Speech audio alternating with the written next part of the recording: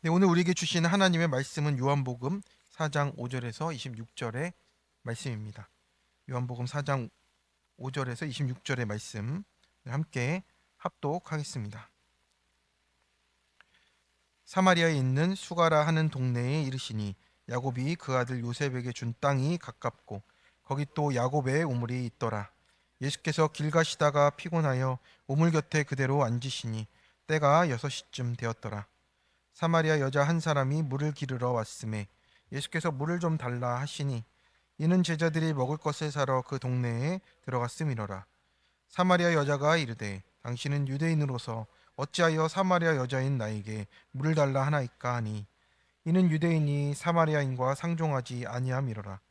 예수께서 대답하여 이르시되 내가 만일 하나님의 선물과 또 내게 물 좀 달라 하는 이가 누구인 줄 알았더라면 내가 그에게 구하였을 것이요 그가 생수를 내게 주었으리라. 여자가 이르되 주여 물기를 그릇도 없고 이 우물은 깊은데 어디서 당신이 그 생수를 얻겠사옵나이까. 우리 조상 야곱이 이 우물을 우리에게 주셨고 또 여기서 자기와 자기 아들들과 짐승이 다 마셨는데 당신이 야곱보다 더 크니까.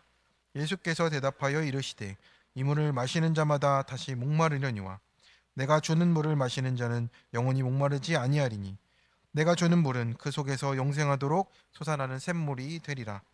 여자가 이르되 주여 그런 물을 내게 주사 목마르지도 않고 또 여기 물기 이르러 오지도 않게 하옵소서. 이르시되 가서 내 남편을 불러오라. 여자가 대답하여 이르되 나는 남편이 없나이다. 예수께서 이르시되 내가 남편이 없다 하는 말이 옳도다. 너에게 남편 다섯이 있었고 지금 있는 자도 내 남편이 아니니 내 말이 참되도다. 여자가 이르되 주여 내가 보니 선지자로 소이다. 우리 조상들은 이 산에서 예배하였는데 당신들의 말은 예배할 곳이 예루살렘에 있다 하더이다. 예수께서 이르시되 여자여 내 말을 믿으라. 이 산에서도 말고 예루살렘에서도 말고 너희가 아버지께 예배할 때가 이르리라. 너희는 알지 못하는 것을 예배하고 우리는 아는 것을 예배하노니 이는 구원이 유대인에게서 남이라. 아버지께 참되게 예배하는 자들은 영과 진리로 예배할 때가 오나니 곧 이때라. 아버지께서는 자기에게 이렇게 예배하는 자들을 찾으시느니라. 하나님은 영이시니 예배하는 자가 영과 진리로 예배할지니라. 여자가 이르되 메시아 곧 그리스도라 하는 이가 오실 줄을 내가 아노니 그가 오시면 모든 것을 우리에게 알려 주시리이다. 예수께서 이르시되 내가 말하는 내가 그라 하시니라. 아멘. 네, 오늘의 말씀은 요한복음 4장의 말씀으로 속이는 만족 진리의 예배라는 말씀으로 나누려고 합니다. 우리가 이런 고백들을 하며 살아가는 존재입니다. 아이 대학 보내고 나면 좀 편해질 줄 알았어요. 근데 또 취업이 걱정이네요. 취업되면 괜찮을 줄 알았는데 이제는 결혼이 걱정이네요. 결혼하면 끝날 줄 알았는데 또 손주 걱정이 되네요. 우리가 늘 이렇게 말하고 살아갑니다. 걱정과 걱정이 끊이지 않는 우리의 삶이에요. 그것이 이루어지기만 하면 참 좋겠다. 내 갈증이 없겠다 하는데 그것이 아닌 거라는 것을 우리가 살다 보니 알게 되는 것 같습니다. 그래서 이 직장에 들어가면 또 이 사람과 결혼하면 또 이만큼 벌면 괜찮아질 것이라 생각하며 살아갑니다.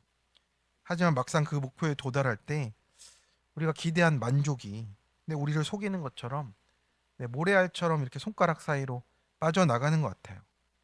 근데 왜 그렇습니까?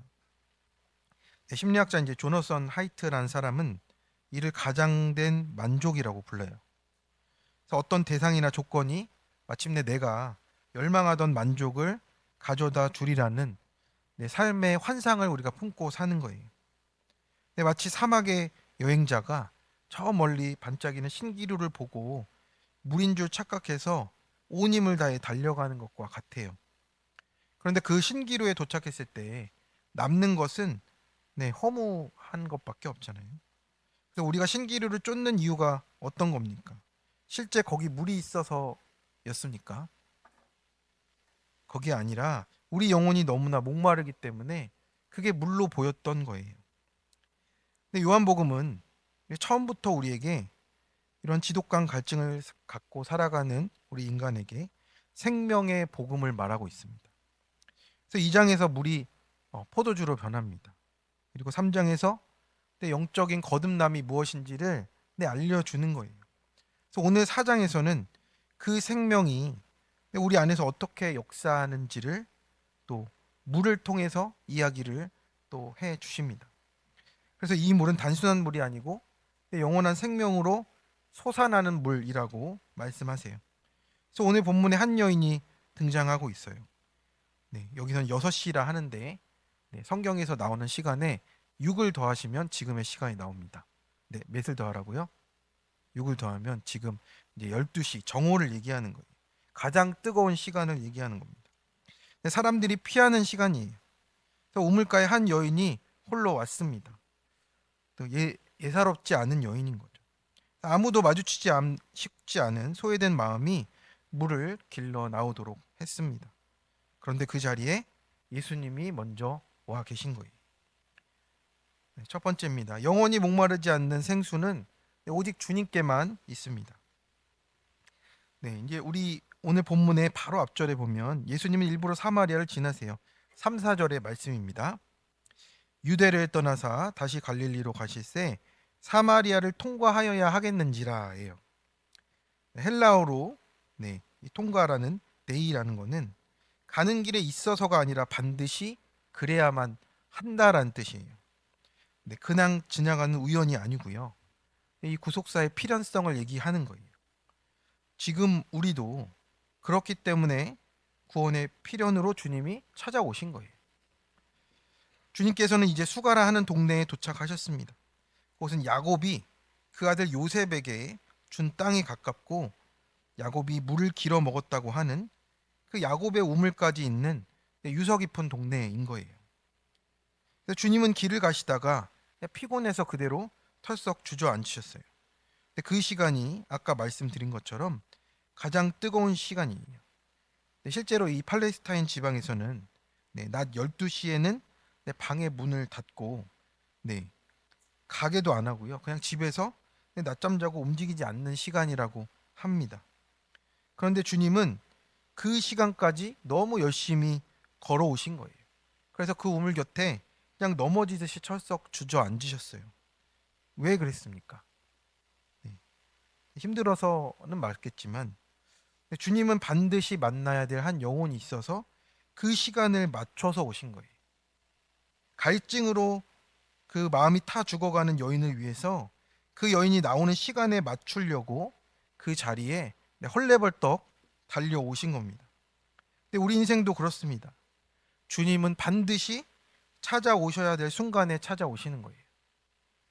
그때 사마리아 여자 한 사람이 이제 물을 길러 우물에 오는 거예요. 주님은 그 여인에게 이제 물을 좀 달라 했습니다. 여기서 이제 달라라는 말은 이제 현재 능동이에요. 그러니 계속해서 물을 달라 요청하시는 이런 뜻이에요. 그러니까 우리에게도 지금도 말씀하시는 거예요. 물을 좀 달라 하십니다. 우리가 드릴 물이 어디 있겠습니까? 진짜 물을 드릴 수가 없잖아요. 육적으로 목마르신 분은 예수님인데 지금 실제 가장 인생에서 목마른 사람은 이 여인인 겁니다. 이 장면은 참 역설적이잖아요. 주님은 그렇게 여인에게 말을 거셔서 그 영혼 깊은 곳에 숨겨진 진짜 갈증을 이제 꺼내고 계신 거예요.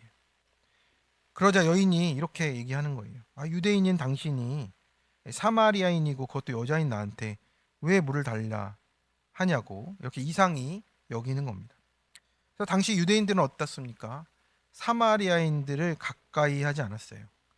그 정도가 아니라 불결하고 더럽고 불경건하고 심지어는 개라고까지 생각을 했습니다. 그리고 그 사마리아인은 또 여자였어요. 여자를 경시하는 그때 풍조도 있었기 때문에 여자 플러스 사마리아인이면 이제 정말 접촉 금지인 사람인 거예요. 근데 그런 여자를 지금 주님께서 찾아가셨어요. 근데 그렇게 선을 긋는 여인에게 예수님이 이제 말씀을 하시는 겁니다. 우리 10절의 말씀을 같이 한번 읽어 보겠습니다. 예수께서 대답하여 이르시되 내가 만일 하나님의 선물과 또 내게 물 좀 달라 하는 이가 누구인 줄 알았더라면 내가 그에게 구하였을 것이요 그가 생수를 내게 주었으리라. 아멘. 이렇게 하시며 그 여인이 질문하도록 하셨습니다. 지금 자신은 물 기를 기릇도 없고 당신이 야곱의 우물보다 더 크신 분이냐고 이렇게 물어보는 거예요. 이에 13절과 14절로 대답을 하십니다. 우리 한번 같이 읽어보겠습니다. 예수께서 대답하여 이르시되 이 물을 마시는 자마다 다시 목마르려니와 내가 주는 물을 마시는 자는 영원히 목마르지 아니하리니 내가 주는 물은 그 속에서 영생하도록 솟아나는 샘물이 되리라. 아멘. 그렇습니다. 여기서 다시 목마르다라는 것은 우리 말로는 그냥 다시 목마를 거야 이렇게 느껴지지만 어떤 뜻이냐면 반드시 또 목마르게 될 것이다라는 뜻이에요. 이것이 세상의 만족의 본질이잖아요. 관계로 채워도요 다시 목마르고, 성공으로 채워도, 재물로 채워도, 인정으로 채워도, 내가 원하는 것이 이루어지고 채워져도 다시 반드시 목마르게 되어 있다라는 거예요. 그래서 시인 윌리 스티븐스라는 시인은 이를 이렇게 표현했습니다. 만족의 와중에도 우리는 불멸의 복이 필요함을 느낀다라고 한 거예요. 그 기쁨이 우리 소나기에서 빠져나가는 덧없음이 있다라는 거죠. 그래서 우리는 계속해서 다시 목마른 존재라고 하는 겁니다. 아프리카 선교사님이 하신 말씀인데요. 어느 마을에 우물을 파주었답니다. 그런데 마을 사람들이 계속 다른 곳에 계속 우물을 파려고 하는 거예요. 그래서 왜 여기서 물을 안 쓰시냐 그랬더니 대답이 이래요. 지금 우리가 파는 데는 우리 조상 때부터 물을 파던 자리라고. 아니, 문제는 전통이 아니라 위치잖아요. 어디를 파느냐가 중요한데 물이 있는 곳에 파야지. 네, 그것을 내가 우리 조상들이 팠던 곳이라고 판다고 해서 물이 나오는 게 아니잖아요. 진짜 물이 있는 곳을 파서 마셔야 되는데 우리도 이 아프리카의 사람들처럼 마른 우물을 계속 파는 겁니다. 그러면서 목마르다 하고 있는 거예요. 하나님으로만 채워지는 그 영혼의 무한한 빈자리를 내 유한한 것들로 채우려 할 때 그것은 결코 만족이 아니라 내 중독으로 나타나게 되어 있다는 거예요. 그래서 예수님이 지금 영생하도록 솟아나는 샘물을 주겠다라는 말씀을 주자 이 여인은 기다렸다는 듯이 그 물을 달라고, 여기 물도 기르러 오지 않게 해달라고 얘기를 하는 겁니다. 네, 상처가 많은 것 같습니다. 그렇죠? 네, 지금 이 물들어 나오는 이 12시에 물들어 나오는 것조차도 자신은 너무 부끄럽다라는 거예요. 자신의 삶이 그렇게 비참하다라고 말씀하고 있는 거예요. 이 한마디 말 안에도 모든 것이 다 담겨 있는 겁니다. 얼마나 목마르겠습니까? 얼마나 비참하겠습니까? 그래서 이 물도 기르러 오지 않는 그 샘물을 원하고 있는 겁니다. 이게 정말 믿음의 말이었을지 아니면 예수님의 말이 참 이게 이상한 말이다 하면서 했을지 나중에 가서 물어보고 싶습니다. 그런데 정말 이 마음이 비참했던 마음인 것 같아요. 성도 여러분, 영원히 목마르지 않는 물이 어디에 있습니까? 오직 주님께만 있습니다. 주님이 주는 물을 마시는 자가 영원히 목마르지 않는 거예요. 그래서 주님이 주시는 물은 무엇인지 보면 할로메누라는 말로 표현이 되는데 내 안에서 펄쩍 뛰어오르는 물이에요. 네, 그게 어떤 뜻이냐면 외부의 조건이 채워져서 일시적인 만족으로 오는 게 아니고 내 존재의 근원에서부터 터져 나오는 내 생명을 뜻하는 거예요. 그래서 이 생명을 얘기할 때 우리는 자꾸 우리의 호흡 이런 육체의 생명을 생각하는데 그것이 아니라 하나님의 퀄리티를 가진 생명을 얘기하는 거예요. 하나님의 생명을 얘기하는 거예요. 그 생명이 내 안에서부터 터져 나오겠다라고 말씀을 하시는 겁니다. 그 생명이 우리 안에 있기를 간절히 축원합니다. 성도 여러분, 지금 나는 무엇으로 갈증을 해결하고 있습니까? 성공입니까? 재물입니까? 인정입니까? 자녀입니까? 배우자입니까? 이 세상이 원하는 조건들을 채우면 되겠습니까? 우리가요, 대부분 목말라서 우리가 죄를 짓게 되더라고요.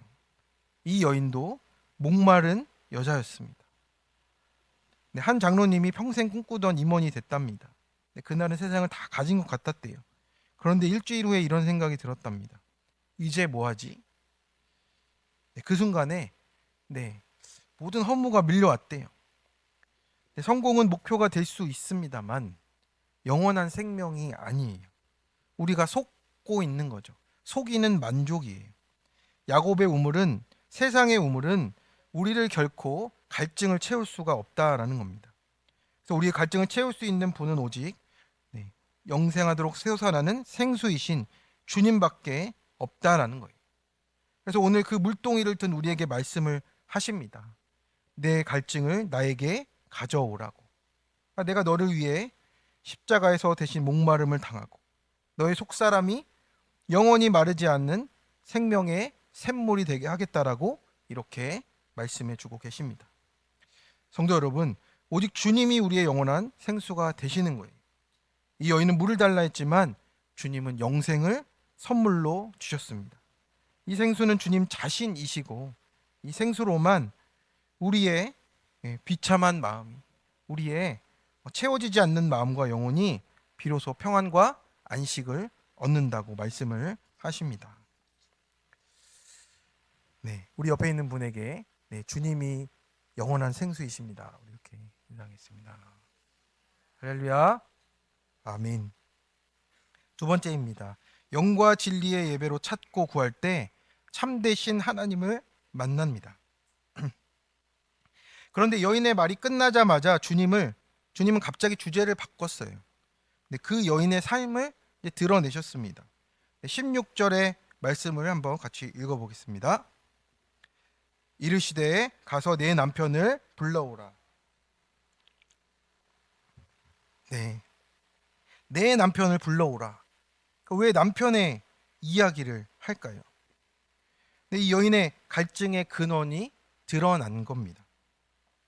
나를 가두는 우상의 실체를 폭로하는 거예요.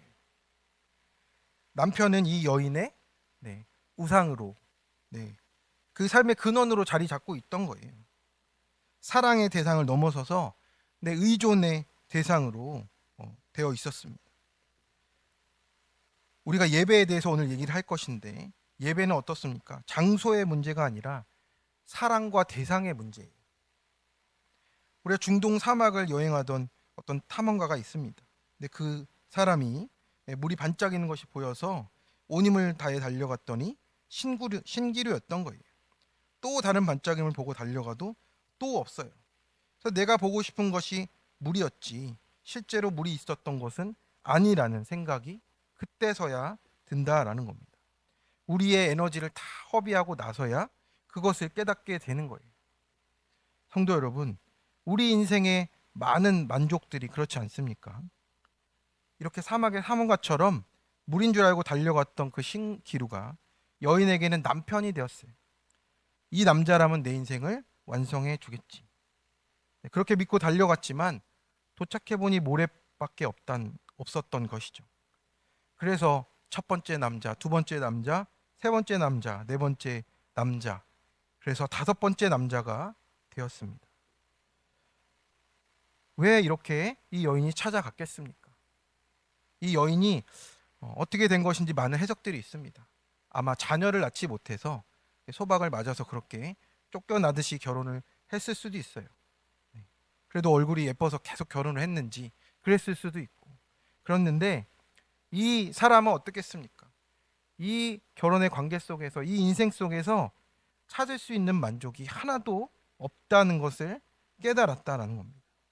그 영혼이 너무나 목마르게 되었다라는 거예요. 그렇게 우리도 내가 원하는 것들을 그렇게 찾아 마셔서 지금까지 온 인생이 지금의 내 삶의 결론이 아니겠습니까? 근데 우리 인생도 그렇습니다. 겉으로 신앙생활을 합니다. 그런데 속에서는 다른 것들이 돌아가고 있어요. 저걸 찾으면 괜찮을 거야. 이 정도 이루어지면 나아지겠지. 가지고 싶은 지위가 있고 성공과 인정이 있고 비교가 있고 자존심이 있고 사람의 눈치가 있습니다. 그런데 지금 그것이 뭐예요? 우리 진짜 예배의 대상이라고 말씀하는 거예요. 예배의 대상이 누구냐라고 물어보는 겁니다. 지금 그렇기에 예수님은 이 여인에게 그 대상의 문제를 꺼내고 있는 겁니다. 그래서 어거스틴은 이렇게 얘기해요. 모든 죄는 하나님을 사랑하지 않는 것이 아니라 덜 중요한 것을 하나님보다 더 중요하게 사랑하기 때문에 시작된다라고 해요. 그래서 돈을 하나님보다 더 사랑하면 인생이 파괴가 되고요. 일을 가정보다 사랑하면 가정이 파괴되고, 자녀를 하나님보다 더 사랑하면 그 과도한 기대가 자녀를 파괴하는 거예요. 이것이 모두 다 어떤 겁니까? 잘못된 예배의 결과라고 말씀하는 겁니다. 이 여인은 주님의 명령에 대답을 합니다. 17절 18절 말씀을 함께 읽어 보겠습니다. 여자가 대답하여 이르되 나는 남편이 없나이다. 예수께서 이르시되 내가 남편이 없다 하는 말이 옳도다. 너에게 남편 다섯이 있었고 지금 있는 자도 내 남편이 아니니 내 말이 참 되도다. 아멘. 네, 이게 지금 예수님이 생수 주신다고 하더니 갑자기 남편의 이 전력을 밝히는 거예요. 예수님은 그렇기에 참되신 하나님을 만나기 전까지 영원히 목마를 수밖에 없는 나 같은 사람, 또 우리 같은 이 여인의 갈증의 근원을 건드리시는 겁니다. 내 남편을 불러오라. 내가 가장 의지하는 것, 지금 내가 붙들고 놓지 못하는 그것이 내가 가장 예배하는 것이다 라고 말씀하는 거예요. 그것이 드러나야 되는 거예요. 감추고 있는 나 혼자 알고 있는 진실이 있습니다. 내가 속으로 가장 바랬던 것이 있어요. 그것을 우리는 놓지 않습니다. 그런데 하나님을 만나려면요, 하나님을 만날 수 없게 하는 그 우상의 죄를 드러내야 돼요. 이제 하나님을 찾고 구하는 예배로 인도하려고 하시는 것입니다. 그래서 주님의 말씀을 들은 이 여인은 그때 자신의 모습을 어떻게 하게 됐죠? 네, 직면하게 된 거예요. 그래서 여자가 대답한 말이 뭡니까? 나는 남편이 없나이다. 없나이다. 나는 가지고 있지 않습니다라고 말했어요. 성도 여러분, 이 고백이 예배의 출발점입니다. 예배는 있습니다에서 시작이 될 수가 없어요. 하나님 나는 없습니다에서 시작이 되는 겁니다. 내가 붙들고 있던 것 그 어떤 것도 내 목마름을 채울 수 있는 생수가 아니었다라는 것을 인정해야 주님께 엎드려지게 되는 겁니다. 그래서 예수님은 그 여인에게 이제 말씀하십니다. 자신의 모습을 보게 되고 자신의 그 죄를 고백하게 되니까, 회개하게 되니까 23절 24절에 지금 말씀하시는 거예요. 우리 한번 같이 읽어보겠습니다.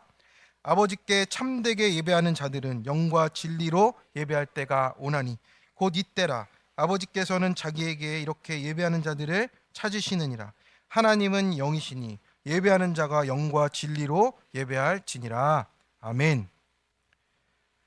네, 이 말씀을 우리가 교회 어렸을 때 다닐 때부터 몇 번이나 들었습니까? 그죠? 영과 진리로 예배를 드릴지니라 하고 우리가 거룩하게 주악에 맞춰서 예배를 드렸습니다. 근데 이 예배에 대한 얘기를 지금 누구에게 하고 계신 거예요? 사마리아 수가성의 어떤 동네 여자한테 이 예배의 비밀을 알려주신 거예요. 되게 이상하지 않으세요? 전 되게 이상하던데. 왜냐하면 저 멀리 예루살렘에 신학자들이 있고 그 바리새인들과 막 성경을 다 아는 사람이 있는데 그 사람들에게 예배의 비밀을 알려준 게 아니고 정말 이 사마리아 수가성에 아무도 찾지 않고 사람도 만나지 않으려고 하는 이 여인에게 와서 예배를 가르쳐 주시는 거예요.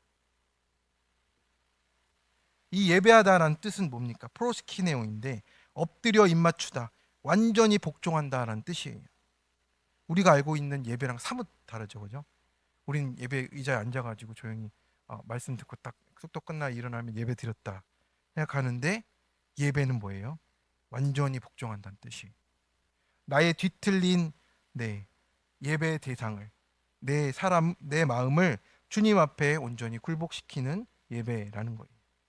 그래서 그 예배가 어떻게 드려져야 됩니까? 아버지께 참되게 예배하는 자들은 영과 진리로 예배한다라고 말씀했어요. 영과 진리로라고 했어요. 영과 진리의 예배는 이렇습니다. 나의 자아가, 나의 내면과 마음이 성령 안에서 회개로 드려지는 거예요. 진리는 무엇입니까? 진리는 참되신 주님의 말씀으로 순종으로 나타나는 삶이 바로 살아있는 예배라고 하는 거예요. 그러니까 회개와 말씀이 우리의 삶에서 그렇게 살아있는 예배로 드려지라고 오늘 말씀을 하고 있는 겁니다. 제가 계속 말씀드리는 건데 의문이 있어요. 왜 하필이면 주님께서 이 여인에게 예배를 가르쳐 주십니까? 차라리 3장에 나오는 바리새인 사내들인 공회의원인 니고데모에게 알려주는 게 좋지 않겠습니까? 오히려 예배학도 알고 신학적으로도 더 준비된 자들인데, 하지만 주님의 생각은 우리와 다르세요. 많이 갖추면 갖출수록 참되신 하나님을 만나기가 더 어렵습니다. 내 참된 자아를 성령 앞에 내어놓고 회개가 되어야 되는데 그게 안 돼요. 말씀 앞에 내 가진 것을 다 내려놓고 순종하기가 더 어렵습니다. 그런데 사마리아 여인은 어떻습니까? 내 남편을 데려오라, 주님의 그 말 한마디에 자신의 그냥 그 모습을 직면하는 예배자가 되잖아요. 성도 여러분, 주님의 말 한마디에 내 모습을 성령 안에서 직면하며 말씀을 통해 순종으로 나아가고 계십니까? 그렇기에 심령이 가난한 자가 복이 있고 천국이 그들의 것이라는 말이 맞습니다. 하나님은 지금 하나님 나라에 들어올 자를 찾고 계신 거예요. 23절 말씀에도 뭐라고 합니까? 이렇게 예배하는 자들을 찾고 있다고. 하나님의 그 말씀 한마디에 내 모습을 그대로 내려놓고 회개하며 내 삶을 순종으로 드리는 예배자를 찾고 계신다는 거예요. 그래서 예배는요, 우리의 감동 이런 것들로 끝나는 것이 아닙니다. 내 영혼이 온전한 순종까지 나아가는 거예요. 그래서 말씀 앞에서 내가 무너지지 않으면 그것이 은혜가 아닌 것이라는 거예요. 하나님 아닌 것들을 높이고 붙잡고 살았던 인생이 이제 성령과 말씀을 통해서 참되신 하나님 앞에 돌아오는 것이 예배다라고 오늘 말씀을 하십니다. 그래서 여인은 이 주님의 말씀을 듣고 이제 갑자기 물어봅니다. 주님, 예배드리는 곳이 이 산입니까? 아니면 예루살렘입니까? 이렇게 물어봐요. 이 무슨 동문서답 같은 얘기를 하는데 정말 궁금했던 거죠. 왜냐하면 사마리아의 조상들은 이 그리심산이 예배드릴 곳이다. 유대인들은 예루살렘이 예배드릴 곳이다. 그런데 예수님은 뭐라고 하십니까? 여기도 아니고 저기도 아니다라고 하세요. 네. 사마리아인들은 그리심산에, 축복의 그리심산에서 예배를 드렸습니다. 네, 열광적으로 예배를 드렸겠죠. 네, 예루살렘은 어떻습니까? 형식과 규율의 예배예요. 율법을 다 지키면서 하는 예배입니다. 그런데 둘 다 아니라는 거예요. 참되신 하나님을 영과 진리 안에서 만나라고, 참되신 아버지께 예배하는 것이 중요하다라고 오늘 말씀해 주고 계신 거예요. 그래서 우리도 내가 열정적으로 예배드렸다, 열심으로 했다, 이것도 아니에요. 또 형식과 규율을 다 지켰다, 이것도 아니에요. 정말 우리가 하나님의 말씀 앞에 성령 안에서 내가 회개가 되어지고 그 말씀에 내가 순종하는 예배까지 나아가는 것이 참된 예배라고 오늘 말씀을 주고 계신 겁니다. 한 성도님이 눈물로 예배했어요. 처음엔 힘들어서 울었습니다. 그러다 어느 날 이렇게 고백하는 거예요. 내가 하나님보다 자녀를 더 사랑했다는 것을 깨달았다고. 근데 그날부터 눈물의 내용이 달라지는 거예요. 상처의 눈물이 아니고 회개의 눈물이 되는 거고. 그렇게 회개하다 보니 자녀가 그 문제 속에서 또 벗어나는 일이 생기는 겁니다. 성도 여러분, 무엇이 보이십니까? 영과 진리로 예배한다는 것. 내 자아를 성령 안에서 드리고 말씀의 진리를 통해 예배를 드려야 한다라는 거예요. 예수님은 이제 마지막에 말씀하십니다. 26절입니다. 예수께서 이르시되 내게 말하는 내가 그라 하시니라. 아멘. 내가 그라라는 말씀은요, 하나님 자신이 지금 여기에 오셨다라는 거예요. 여인의 갈증은요, 남편으로 채워지지가 않습니다. 참되신 하나님을 만나야 영원히 채워진다라고 말씀을 하시는 겁니다. 그래서 우리는 이제 이 물동이를 버려야 되는 거예요. 그 물동이는 무엇이었습니까? 나의 수치의 상징이잖아요. 그냥 나는 물들어나 다니는 사람인 거예요. 그런데 이제 예수님을 만나자 이 물동이를 버려두고 주님을 전하러 그 마을로 뛰어 들어가게 되는 거예요. 나를 속이는 이 만족을 내려놓을 때 내 안에서 영과 진리의 예배가 시작될 줄로 믿습니다. 청년 큐티인의 묵상의 내용이에요.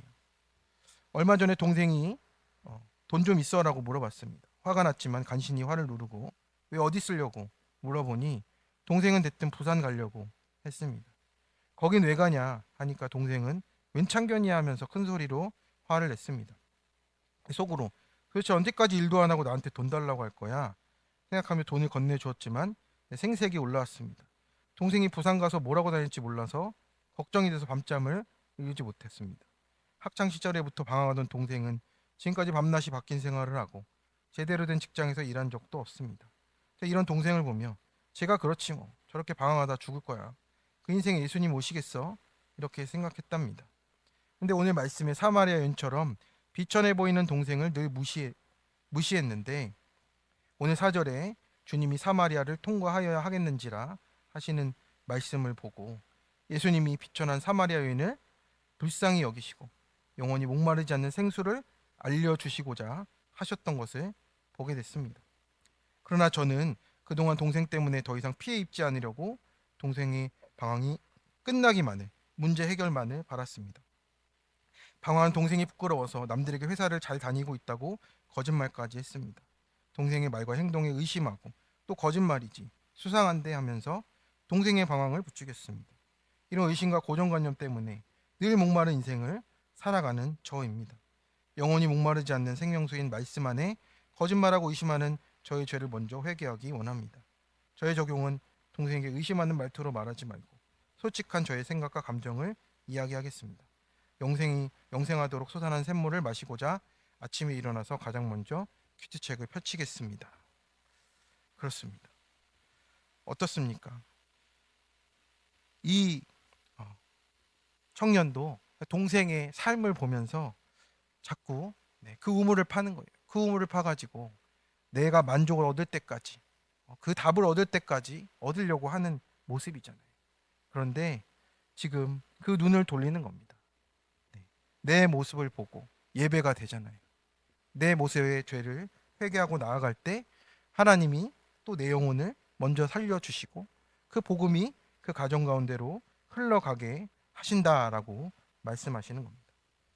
성도 여러분, 우리는 무엇을 붙들고 있습니까? 주님 오늘도 말씀하십니다. 내 갈증을 나에게 가져오라 말씀하세요. 그래서 십자가에서 예수님이 목마르다 하시잖아요. 우리가 영원히 목마르지 않도록 우리 주님께서 대신 목마르시고 피 흘려 주신 줄을 믿습니다. 속이는 만족은 우리를 계속 목마르게 하는 거예요. 세상의 만족은 그렇다라는 거예요. 그러나 영과 진리의 예배는 우리를 참되신 하나님 아버지께로 이끕니다. 이 사순절 기간에 속이는 만족을 내려놓으시고 영과 진리로 예배하며 참되신 하나님을 만나고 영원히 솟아나는 생수가 터져 나오는 복된 삶 되시는 우리 성도님들 되시기를 축원합니다. 적용 질문입니다. 내가 지금 가장 열심히 파고 있는 인생의 우물은 무엇입니까? 그물로 갈증이 채워졌습니까? 더 목마르십니까? 주님께서 나를 아시고 이미 내 곁에 생수로 찾아오심을 믿으십니까? 오늘 내 남편을 불러오라 하시면 어떤 부분을 고백하시겠습니까? 나는 그동안 하나님을 이용했습니까? 성령과 말씀 앞에 회개하며 순종으로 예배드리기 위해 어떻게 적용하시겠습니까? 우리 잠깐 우리 찬양하고 함께 기도하는 시간을 갖겠습니다.